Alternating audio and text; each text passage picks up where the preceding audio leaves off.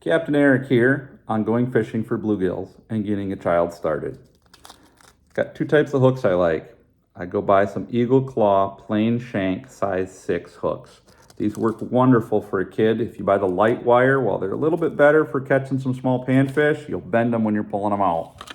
You won't be happy when the kid gets the fish swallow the hook. The other is these Lindy little nipper jigs. I buy them in different colors. However, what I've found is the white with a pink head is my all-time favorite. I tip this with a wax worm and fish it underneath a bobber. Now when I go to cast a bobber, they don't weigh anything.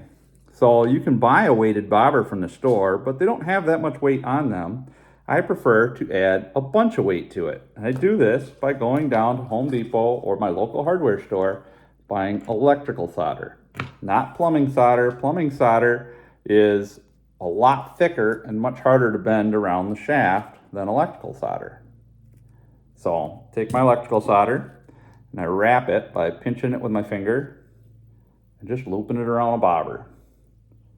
We'll do about 7-8 wraps, whatever I feel like. And then I'm going to snip that off. We're going to see if that still floats. And I'm going to hang a little nipper underneath it when I'm fishing. So I'm going to hang that little nipper on the bobber right now. I'm going to grab a trusty cup of water. Got this one at Drummond Island.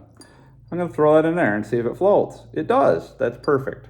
So now I'm going to take my pliers and bend these 2 tab ends that are sticking out. You can see that there, up tight against the shaft of the bobber.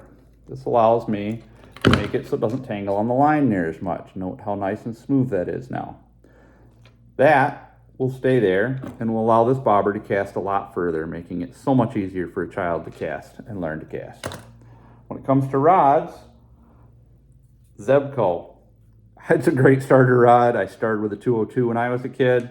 The 33 is a much nicer rod and reel combo. You can pick these up online or at Walmart, pretty cheap. They don't cost much. First thing I do though is I take this screw out and switch the handle so that you're casting with your right and reeling with your left. The reason for that, as the kid grows up, you're going to buy a spinning rod and reel. These, if you're right-handed, are designed to be cast with the right hand and cranked with the left. So I like to start the kids now while it's easy for them to learn to do that. Have a wonderful day.